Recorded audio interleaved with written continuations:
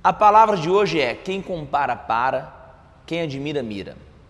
Um dos maiores problemas que nós vemos hoje, principalmente depois do advento da internet, redes sociais, Facebook, Orkut, Instagram, a gente percebeu que o nível de fotos, de vídeos, de viagens, de comida, de roupa, está tudo muito bonito, tudo muito perfeito. A gente olha para a vida do irmão e fala: meu Deus, a vida dele é perfeita, né? E não que a gente tenha inveja ou problema com nada disso, até porque eu e você também sonhamos em ter uma vida próspera, uma vida abençoada.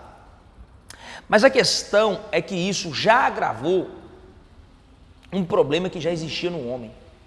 Todos nós temos uma leve inclinação a nos compararmos.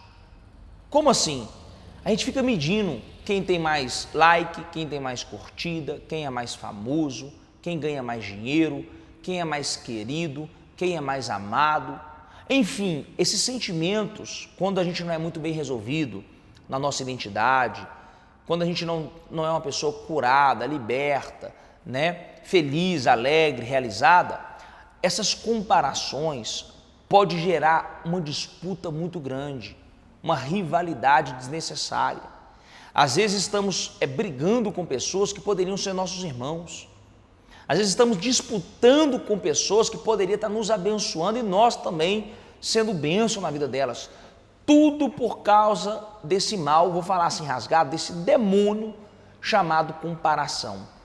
Pastor, onde tem isso na Bíblia? Olha o que Jesus fala com Pedro. Pedro estava acabando de receber direcionamentos da parte de Jesus sobre como que seria o seu ministério, como que seria a sua chamada e principalmente como seria o fim da sua vida. É naquela história onde Jesus aparece para Pedro ali no Mar da Galileia: Pedro, tu me amas, Senhor, tu sabe que eu te amo. Enfim, e aí Pedro, depois que recebeu o direcionamento de Jesus, como que seria a sua morte, ele ficou encucado com uma coisa. E João? Porque Pedro vivia disputando com João quem era o mais querido, o discípulo mais amado, o discípulo mais próximo. Agora veja, olha aqui, ó, lá em João 21, inclusive é o último capítulo do livro de João, em João 21, versículo 20, diz assim, ó: então Pedro, voltando-se, viu que também o ia seguindo o discípulo a quem Jesus amava, no caso João, o qual na ceia se reclinara sobre o peito de Jesus e perguntara: Senhor, quem é o traidor? Isso aqui ele está contando da história da ceia, tá? Vendo, pois, Pedro perguntou a Jesus: e quanto a esse? Pedro estava assim: Jesus, e quanto a João? Como é que vai ser o fim dele? E quanto a João? O que vai acontecer com ele?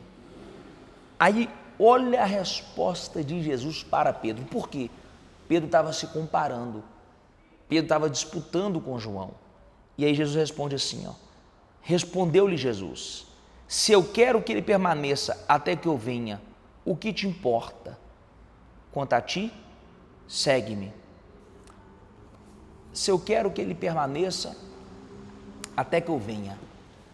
Resumindo, Jesus termina assim: o que te importa, Pedro, a vida de João? Foca no seu, preocupa com o seu. Eu tenho um destino para você, Pedro. Pedro, eu acabei de liberar uma promessa na sua vida. Eu acabei, Pedro, de te mostrar qual é o seu propósito para os próximos anos da sua vida. Para que você está querendo saber o que vai acontecer com João? Se acontecer A ou B com ele, bem ou mal, se ele morrer porque tropeçou na pedra, se ele morrer porque ele caiu num penhasco, se ele morrer pendurado numa cruz, o que vai mudar na sua vida? Então, são essas comparações que está nos fazendo perder o nosso foco, o nosso propósito. E aí, em vez de você cuidar do seu jardim, você está olhando para o jardim do outro. A grama do vizinho sempre é mais verde quando você não cuida da sua própria grama. Tem uma propaganda que passava na televisão que a grama do rapaz estava assim meio depenada, meio careca, meio falha, sem vida, e ele ficava só invejando a grama do vizinho. Mas na cena, se não me falha a memória, o cara estava sentado com aquela preguiça, sabe? Enquanto o vizinho estava lá regando, cortando, aparando, passando máquina. E assim é a vida, irmão. se você cuidar do que é seu, focar no que Deus te deu, não perder tempo futicando a vida dos outros, você vai prosperar. Aqui, Jesus tinha acabado de liberar uma promessa, um destino, e eu quero orar. Eu quero interceder hoje para que Deus te dê destino, para que Deus te dê uma promessa. Por quê, pastor? Para que você apegue nela de tal maneira que você não vai precisar nunca mais ficar preocupado com A, B ou C.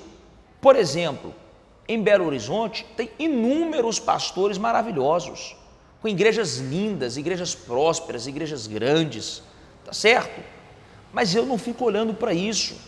Por quê? Porque eu sei para que Deus me chamou, eu sei qual é o propósito de Deus na minha vida e eu sei que tudo há um tempo.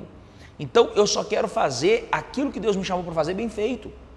E cada dia que passa mais e mais, eu estou chegando lá, eu estou vivendo a promessa, os sonhos estão se cumprindo, porque eu não estou preocupado em ficar disputando quem é melhor, quem é pior, eu estou olhando para aquilo que Deus me confiou, só isso, tá? Então essa semana, esses próximos dias, você vai fazer um voto com Deus, um compromisso com você mesmo, você não vai ficar olhando para a vida de ninguém, se comparando, porque quem compara, para.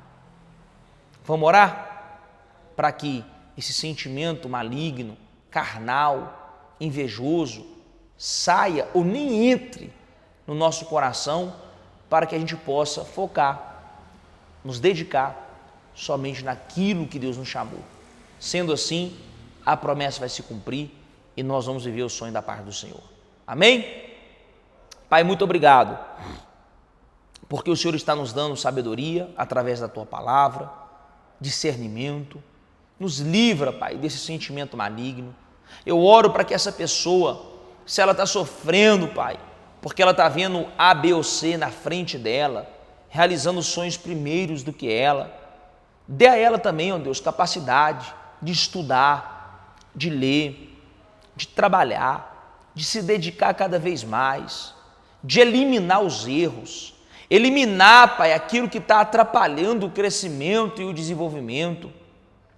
Porque eu aprendi, ó Deus, que o sucesso nem sempre é acertar muito, tem a ver também com minimizar o erro, diminuir a margem de erro, consequentemente, nós vamos tomar menos prejuízo, nós vamos perder menos tempo e nós vamos colher os frutos disso, Pai. Eu oro, Espírito Santo, para que nenhum sentimento de incapacidade, sentimento, Pai, de pequenez, sentimento de autossabotagem, tudo que a gente traz por causa do trauma, por causa da ferida, por causa da rejeição.